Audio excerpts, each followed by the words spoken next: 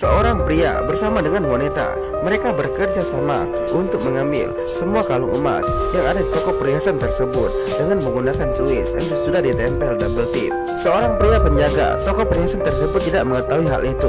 Mereka secara cepat melakukan semuanya, sedangkan wanita itu sibuk berbicara untuk menyanyikan sebuah kalung. Ternyata itu hanya modus supaya temannya bisa mengambil semuanya. Setelah merasa mereka sudah mengambil semua perhiasannya, lalu wanita itu langsung menyembunyikan perhiasan tersebut di dalam tasnya. Setelah memasukkan semua perhiasan di dalam tas tersebut, wanita ini berpura-pura kalau dia ingin membeli kalung itu. Ternyata itu hanya modus. Setelah melihat-lihat, ternyata kedua orang itu membatalkan transaksi pembeliannya karena mereka sudah merasa mengambil semua perhiasannya, tidak perlu lagi membeli.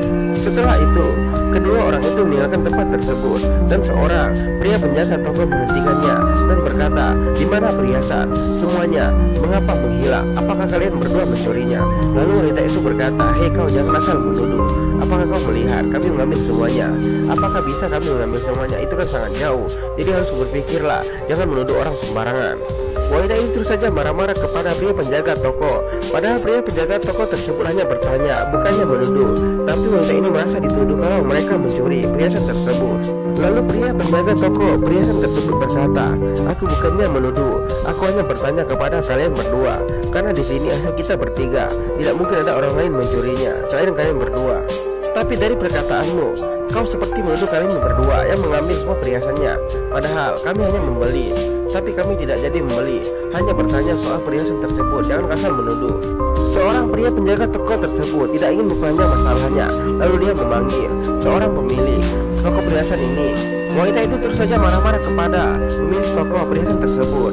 "Mengapa kami datang ke sini dituduh untuk mencuri, padahal kami tidak mencuri?" Seorang pemilik toko perhiasan tersebut berkata, "Aku mengetahui semuanya.